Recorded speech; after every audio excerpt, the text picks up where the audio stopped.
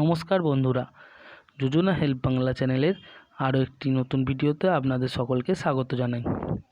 দুর্নীতি দুর্নীতি দুর্নীতি, রাজ্যে যেন দুর্নীতির শেষ নেই।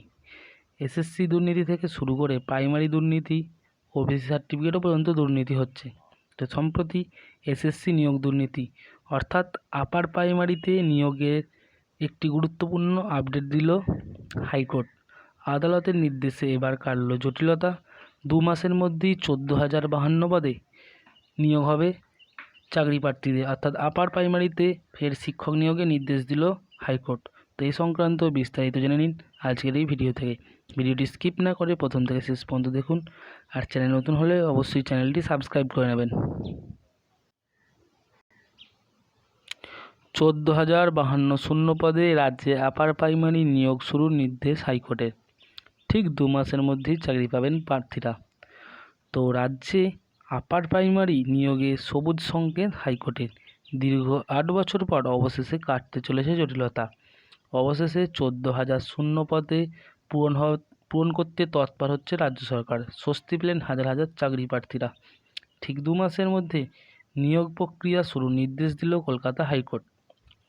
তো অতএব খুব শীঘ্রই 14,000 চাকরি প্রার্থীর চাকরি পাওয়ার সম্ভাবনা হলো জোরালো। রাজ্যে উচ্চ প্রাথমিকে নিয়োগে বহুদিন ধরে চলছে জটিলতা। আপার প্রাইমারি ক্ষেত্রে নিয়োগের সুফল দেখতে পাচ্ছেন না রাজ্যের সমস্ত অপেক্ষারত চাকরি প্রার্থীরা। এর মাঝে নিয়োগ দুর্নীতি প্রকট হওয়ার কারণে বারংবার পিছিয়ে যায় প্রাথমিক উচ্চ প্রাথমিক নিয়োগের প্রক্রিয়া। ইতিমধ্যে চাকরি বাতিল হয়েছে বহু প্রার্থী। উচ্চ প্রাথমিকে শিক্ষক শিক্ষিকা নিয়োগ নিয়ে মামলার রায়দান স্থগিত রেখেছিল ডিভিশন বেঞ্চ। গত 18 জুলাই শেষ হয় এই মামলার শুনানি।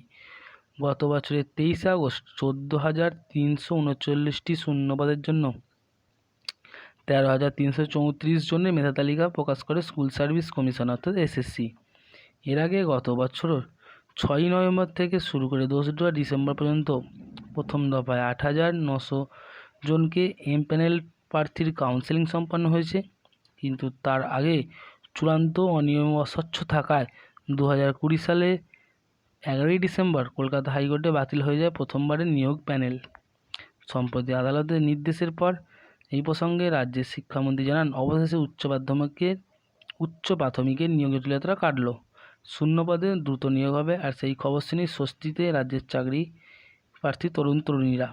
সূত্রের খবর, এর আগে কমিশন যে সকল প্রার্থীদের নিয়োগ বাতিল করেছিল তাদের আবার যুক্ত করে নতুন একটি মেধা তালিকা প্রস্তুত করে সেটি প্রকাশ করার নির্দেশ দেয় কলকাতা হাইকোর্টের ডিভিশন বেঞ্চ। এর আগে মেধা তালিকায় বাদ পড়েন প্রায় 1,463 জন পরীক্ষার্থী। বিচারপতি তপব্রত চক্রবর্তী, বিচারপতি পার্থসারথী চট্টোপাধ্যায় ডিভিশন বেঞ্চের নির্দেশে 1,463 জন প্রার্থী সমন্বিত নতুন নিয়োগের প্রক্রিয়াটি শুরু করতে হবে স্কুল সার্ভিস কমিশনকে।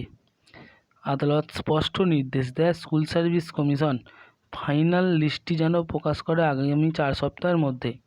তারপর শুরু হবে উচ্চ প্রাথমিকের কাউন্সেলিং। ইতিমধ্যে যে কাউন্সেলিং হয়েছে তার মধ্যে সংযুক্ত করেই যে নতুন প্যানেলটি প্রকাশ করতে হবে। এরপর প্রয়োজন বুঝে স্কুল সার্ভিস কমিশন কাউন্সেলিং শুরু করবে।